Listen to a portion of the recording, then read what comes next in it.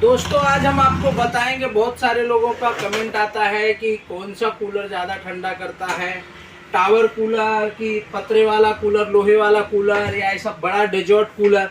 ये तीनों कूलर में से कौन सा कूलर कहाँ पे काम करता है, इसमें क्या डिफरेंस रहता है, कौन सा कूलर लेना चाहिए, ये सारी चीज़ों के बारे में हम बात करेंगे।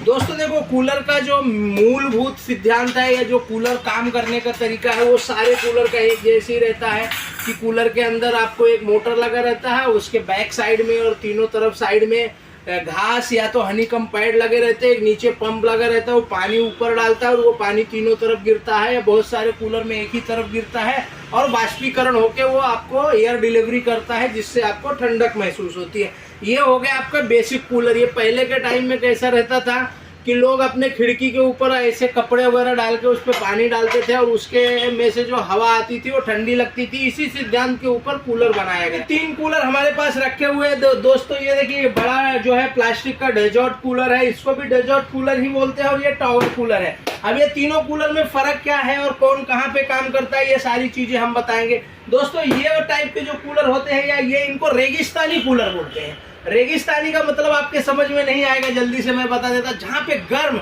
और उष्ण सूखी हुई ड्राई हवा चलती है वहां पे उसको रेगिस्तानी कूलर बोलते हैं। वहां पे आपको कौन सा कूलर लेना चाहिए कि डेजर्ट कूलर लेना चाहिए, जिसपे तीनों तरफ से पैड हो, बड़ा सा पंखा हो, बड़ा सा वाटर टैंक हो, क्योंकि वहां पे आपको एयर डिलीवरी भी बड़ा लंबा चाहिए और पानी में भी आपको ज़्यादा क्वांटिटी चाहिए, क्योंकि बार बार आपको पानी नहीं भरना चाहिए। तो ऐसे टाइप के कूलर कहाँ पे लगते हैं दोस्तों, जहाँ पे जगह ज़्यादा होती है और आपके रूम के बाहर साइड में जगह, अपने खिड़की के पास में कूलर लगा दिया, वो बाहर से ठंडी हवा खींच के आपको दे रहा है। इसका मेन सिद्धांत क्या होता है कि जब आपके मोटर लगा रहता है, पैड में से पानी गिरता है और उसमें से जब आपका फैन हवा को खींचता है और वो हवा बाहर से आपके पैड में से, गीले पैड में से होते हुए आती है, तो वो हवा जो है ऑटोमेटिक बाष्पीकरण होकर ठंडी हो जाती है। उसके कारण आपको अच्छा कूल महसूस होता है और आपको ठंडी हवा लगती है। तो दोस्तों जहाँ पे बड़ी जगह के लिए, बड़ा आपका हॉल है, बड़ी जगह है, वहाँ पे आप इस टाइप के कूलर ले सकते हैं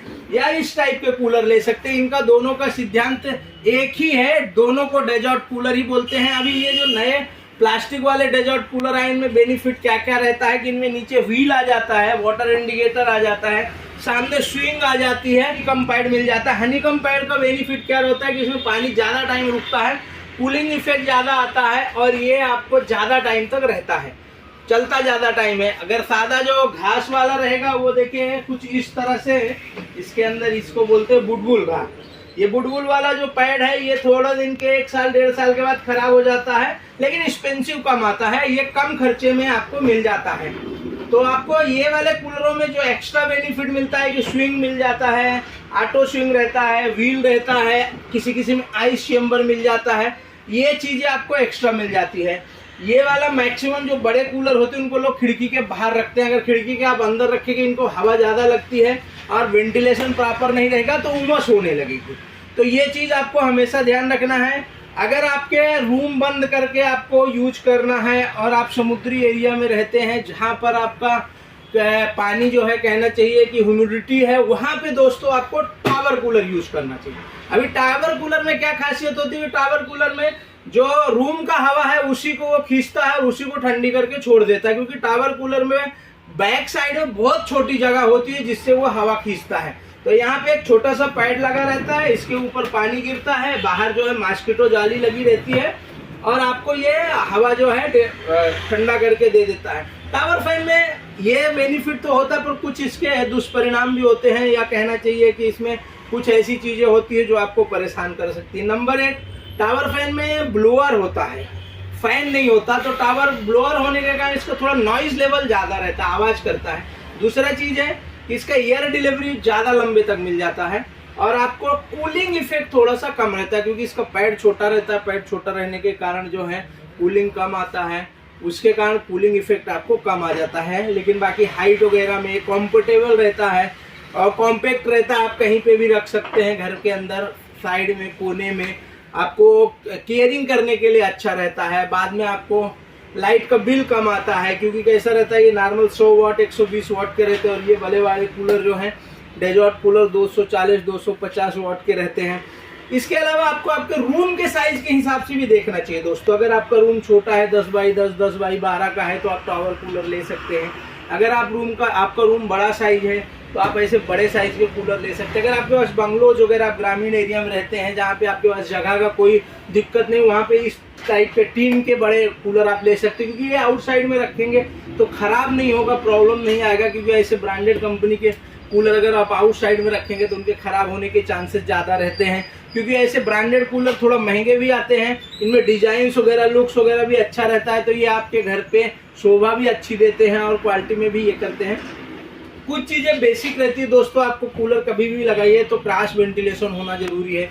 जो एक तरफ से हवा ये खींच के आपके रूम में छोड़े, दूसरी तरफ से गंदी हवा या जो भी पहले से हवा है वो निकल जाना चाहिए, तो उससे आपको इफेक्ट ज़्यादा आता है। ये चीज़ आपको विशेष ध्यान रखना है। आपको एक चीज़ और ध्यान रखना है कि आपका बजट कितना है। अगर आपका कम बजट है तो इस टाइप के कूलर आप ले सकते हैं, आपको सस्ते रेट में आ जाते हैं।